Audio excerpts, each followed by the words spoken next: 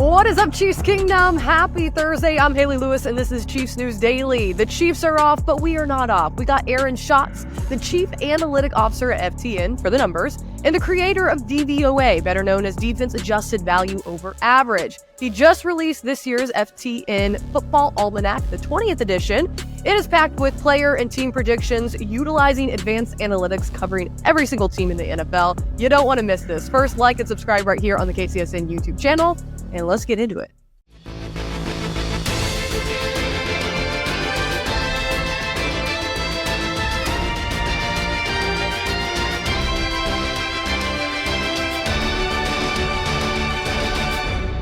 Aaron, appreciate you being on. You have a mindset that a lot of people, analytical mindset, that's what we'll say, probably a lot of people, including myself, can't even comprehend. So diving into this one really quickly for maybe viewers who aren't as familiar, DVOA, explain exactly what that is. You got a whole book on it. You got a whole almanac, to be specific. Yeah, so DVOA is the main stat that I use. I've been using it for 21 years. It stands for Defense Adjusted Value Over Average. What we do is we assign the success of every play based on the down and distance, right? 3 yards is a bad play on 3rd and 10, but it's a good play on 2nd and 1, that kind of thing. We compare it to a league average baseline that is adjusted for situation and opponent. Pretty easy. Over 0 is good offense, under 0 is good defense, 0 is the average for every year. And then we also do projections of DVOA for the coming year in FTN Football Almanac. So those are not based as much on how teams have played because they haven't played the 2024 season yet.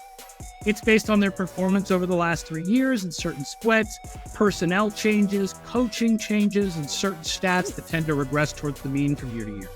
I do not envy your job, the amount of research that you probably have to do to be able to gather all that. But, you said over the last 3 years, the Chiefs have done one hell of a job over the last 3 years. Projections, I feel like if you look forward to the next year, I know three-peat's on everyone's mind. Projections for Kansas City in the coming year. So last year in the regular season, we had San Francisco and Baltimore so far ahead of the rest of the league. Even with some of the issues that Baltimore has on their offensive line, losing their defensive coordinator, they still end up as our number one team in the AFC. Okay. With Kansas City and Houston right behind them, but Kansas City has the easier schedule. So right now we have Kansas City ranked 3rd in average wins in our 50,000 simulations, behind San Francisco and Baltimore, and we have them pulling off the three-peat in 10% of our simulation. Hey, 10%? I'll take it. You're saying it's plausible. Oh yeah, it's plausible. They have about as good a chance as anyone else from the AFC. The problem is they have a lot of competition in the AFC. Yeah. 8 of our top 12 teams are AFC teams. So even if we're right about all 8 of those teams, one of them has to miss the playoffs. It's not going to be Kansas City because the rest of their division does not look. When you discover a new binge-worthy show or a song that you bump on repeat and you have to share it with your friends so they can experience just how awesome it is, that's kind of what it feels like when you discover Mint Mobile offers premium wireless for $15 a month when you purchase a 3-month plan. That's such an awesome deal. There's no way you can keep it to yourself. Friends don't let friends overpay for wireless. Say bye-bye to your overpriced wireless plan and switch to Mint Mobile. To get this new customer offer and your new 3-month premium wireless plan for just $15 a month, go to mintmobile.com/KCSNCND. That's mintmobile.com/KCSNCND. Cut your wireless bill to $15 a month at mintmobile.com/KCSNCND. $45 upfront payment required, equivalent to $15 a month. New customers on first 3-month plan only. Speed slower above 40 gigabytes on unlimited plan. Additional taxes, fees, and restrictions apply. See Mint Mobile for details. When you're talking through those contenders, and I know you threw out the Ravens, that's week 1 for Kansas City, right? Opening up the NFL season September 5th, which I know it seems a while away, but sometimes it seems really close around the corner. Would you say, and would this be fair, would the Ravens in the AFC be the one team that Kansas City has to beat? So this game 1, how much does that matter in order to see the Chiefs being able to get all the way to the Super Bowl? I don't think it matters that much. Okay. because I think Kansas City has shown that they can go on the road in the playoffs and win. Sure. Yeah. Would they like to have the number 1 seed? Yeah, which means they would like to beat, I'm looking at their schedule now. They would, want to make sure that they beat Baltimore, and they want to make sure that they beat, who else is on their schedule who are the top contenders? Bengals. That they beat Cincinnati. And they Cleveland and Buffalo. They would love to be the number 1 seed. Sure. But they've shown they can go on the road and win it. I don't think they need to be the number 1 seed to win the conference. It helped. They don't need to. So no one game is really that important. This is a team that can sort of sleepwalk through the regular season again. And we're going to be like, how good is Kansas City? Are they going to raise their game in the playoffs? Because the division is just sort of, unless something weird happens, is just sitting there for them. Whereas Baltimore and Cincinnati and Buffalo and Miami and the Jets and, Cleveland and to a lesser extent, the AFC South, they have to all fight each other. Yeah. A big reason probably that they can do that and then they have that luxury is because they have a guy like, Andy Reid and Patrick Mahomes, right?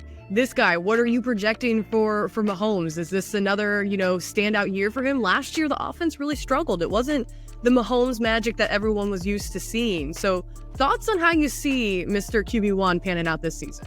I'm expecting Mahomes to have a better year. I think you'll have fewer drops from his receivers, and I think that you'll have more deep shots.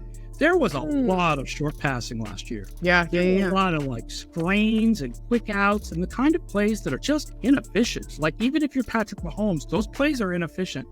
And they had to do them because of the problems they were having with the receivers. And the receivers should be better this year. So they're not going to have to do as much of that short stuff that doesn't get you much. And they'll be able to go deep sometimes. And I'm guessing that Mahomes will have a better year, but not necessarily a year as good as his best years.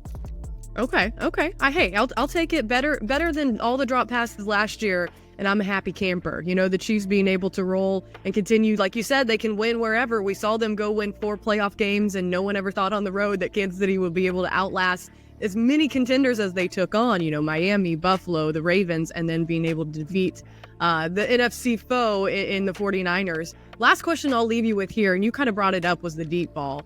That is something that a lot of reporters have already been projecting here, and that's a lot of conversation in training camp. Do you think that the deep ball is going to be something that we'll see more of this season? And you kind of just alluded to it. Is there any analytics to maybe back up that thought process? Oh yeah, the wide receiver screen is the least efficient play in the game.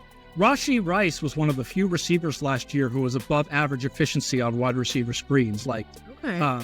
It's just not a good play. Deep throws are great. They gain lots of yardage when they hit.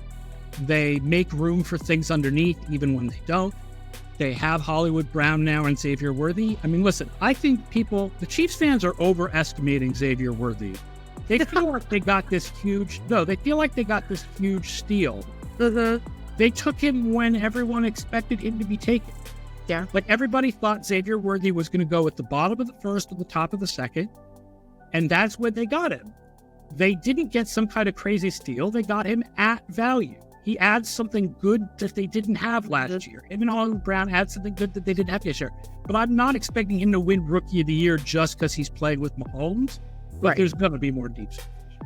Hey, we love to hear it. And as always, appreciate you coming on. For those who are watching the show, as always, we'd love to plug it, and we'll plug it as well in the description below of how they can learn more. FTN Football Almanac 2024 with your man Travis Kelce on the cover of this year's book. Look at that. Now the Chiefs fans are going to go flocking to it. Appreciate you, Aaron, for being on. All right, folks, that does it for another episode of Chiefs News Daily. As always, like and subscribe right here on the KCSN YouTube channel. Have a great rest of your Thursday, and we will be back right here, 7 p.m. on Friday night.